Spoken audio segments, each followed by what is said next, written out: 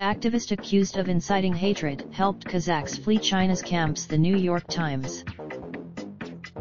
Hong Kong U for 6 days a week, every week, in a crowded office in Kazakhstan's largest city, Serikzhan Bilash had been ringmaster of one of the most influential efforts detailing China's internment of Muslim minorities. Clad in a suit and tie, he would bounce from room to room, consoling distraught relatives of people held in the region of Xinjiang and arranging supplies and housing for those who had recently arrived in Kazakhstan from China. He would also this week, however, Mr. Bilash went uncharacteristically quiet. The police detained him early Sunday in Almaty, the city in southeastern Kazakhstan where his organization is, and flew him to the capital, Astana, where he was placed under house arrest. He is under investigation. On 2 short videos sent to his family by the police, Mr. Bilash said that he was physically safe. He urged the members. Mr. Bilash's case has raised questions about China's efforts to silence critics of its policies in Xinjiang. In the months before, they just want to close Attajurt, he said last month.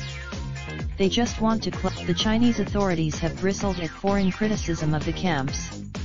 First, after Turkey broke the general silence of Muslim nations to demand that China close the camps, China announced a temporary closure of its consulate in Istanbul, Turkey's commercial capital, and warned that criticism could lead to economic retaliation.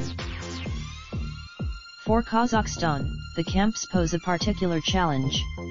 Russia is still the ethnic Kazakhs in China are believed to make up the second largest population of people held in the indoctrination camps, behind Uyghurs. Kazakhstan. It is a concern that the authorities detained him and took him away in the middle of the night, said Maya Wang, a senior researcher for Human Rights Watch.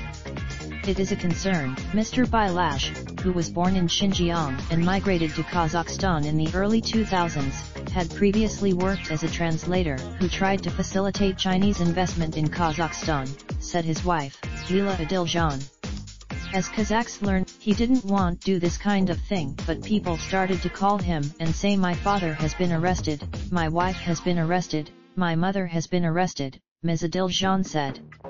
So he started. Each workday at Attajurt, dozens of desperate people would fill the offices seeking help for friends and relatives held in China.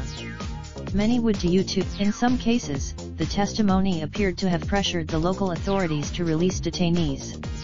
In interviews at Mr. Bilash said he often received threats to his safety, which he ignored. He openly worried. Some activists have privately expressed concerns that his rhetoric could be bombastic. Anti-Chinese prosecutors in Astana said in a statement they were focusing on remarks by Mr. Bilash in February calling for jihad against the Chinese.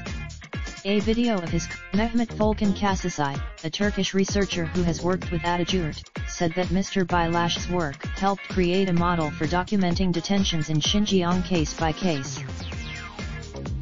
Most of what we know about the concentration camps we know thanks to Attajurt testimony, he said.